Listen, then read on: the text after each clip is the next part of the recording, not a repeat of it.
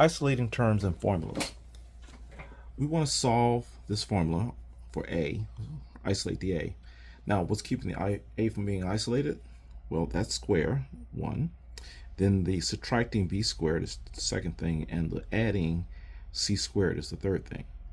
Now, what we're going to get rid of is, first we're going to get rid of the subtracting b squared. I'm going to do this in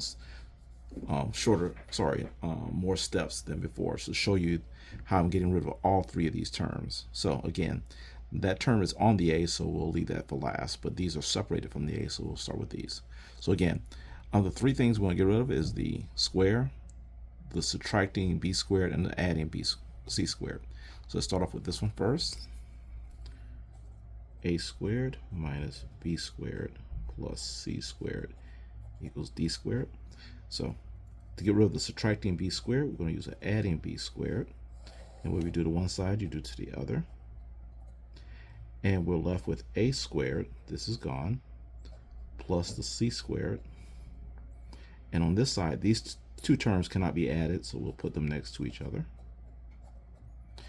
That was step 1, getting rid of the subtracting b squared. Now let's get rid of the adding c squared, this one. That'll be step 2. So I'm going to put a subtracting c squared, and what we do on one side, you do on the other. And what we're left with is the a squared equals, and on this eliminates, is eliminated, should I say. And out of these three terms, none of these can be combined, so we're left with d squared. The order doesn't matter. The adding b squared and the subtracting c squared. Okay. Lastly, third step, I want to get rid of the square. The way that we're going to get rid of square is by using a square root. So I'll put a square root, and this will eliminate the square. But what we do on one side, you do on the other. And we're going to put it in a square root over the entire side here. So what we'll be left with is a here equals the square root of d squared plus b squared minus c squared. Now, there are some problems that you would put a plus or minus once a square root is used. We're going to assume that this expression right here, the d squared, this expression is only producing positive answers for a, b, c, and d. So we're going to assume only positive a is produced and not worry about possible negative answers. Okay, for c, we want to isolate the a, so we have to get rid of the cube. Secondly, get rid of the subtracting b cubed, and thirdly, the subtracting c cubed. So a cubed minus b cubed minus c cubed equals d. First, we'll get rid of the subtracting b cubed. So we'll put an adding b cubed and put another adding b cubed on the other side. And we end up with a cubed, the minus c cubed. On this side, we have the d and the adding b cubed. Now let's get rid of the subtracting c cubed by using an adding c cubed on both sides, adding c cubed, and this will give us a cubed. This is eliminated, equals, and we'll have our, see, the order doesn't matter. Let's put our d first, and then the adding b cubed, and then adding c cubed. Now, we're left with getting rid of the cubic.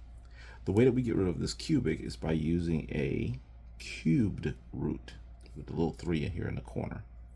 So what we do on one side, we'll put another one on the other side. There's another cube root. So these two cancel, and we get a. And this side, we're left with the cube root of of d plus b cubed plus c cubed. Lastly, we want to solve for c, which is right here. And there's many things we need to get rid of. First, we need to get rid of that root. Secondly, we need to get rid of the adding a squared.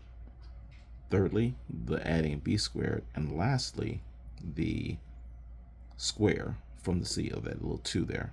And then we'll have c isolated. So we have a lot of things we need to do. So let's begin. The cube root, the a squared, the b squared and the c squared, and then equals d. All right, looking to solve for the c here. So first we want to get rid of that root first. The way that we get rid of a root is by using a exponential exponent. So to the power of 3 is going to get rid of the root of 3. And when we do it to one side, you're going to do it to the other. Now, I actually don't need that parentheses on the d, but just overkill right now.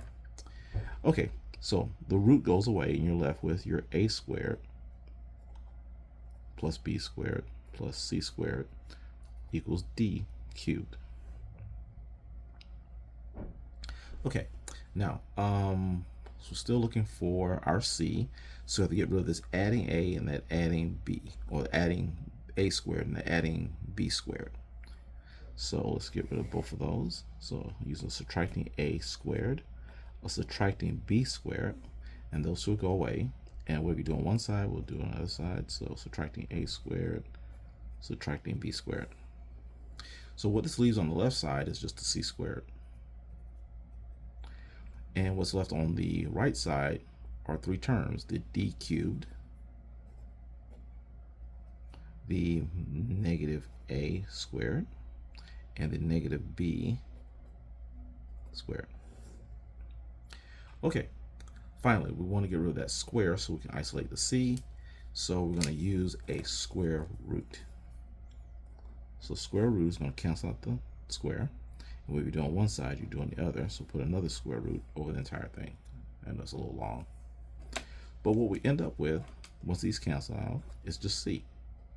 And what's on the other side is the square root of the d cubed, the minus the a squared, and minus the b squared.